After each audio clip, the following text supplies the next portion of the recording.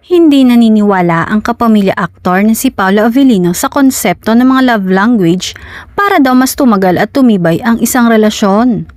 Ayon sa binata, mas naniniwala siya na kailangang balance ang lahat ng elements na involved sa isang relationship, kabilang na riyan ang trust at communication. Napag-usapan nga ng dalawang kapamilya stars ang tungkol sa usaping ito at dito nga naglabas ng kanyang saloobin si Paolo.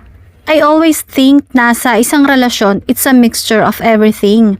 The right balance of everything, aniya. Sa ipa ng aktor, pwedeng gawing guide ang sinasabing 5 common love languages, physical touch, words of affirmation, acts of service, giving gifts, and quality time ng mga magkarelasyon. Pero hindi dapat gawing solid na basehan ng bawat mag-partners. Reaksyon naman ni Kim, lagi ko talaga siyang tinatanong kung ano ang love language niya. Giving and receiving, pero never talaga sinagot. Akala ko this time masasagot. Matatandaan sa isang panayam noon kay Paolo ay nagbahagi rin siya ng kanyang pananaw tungkol sa pagpapakasal.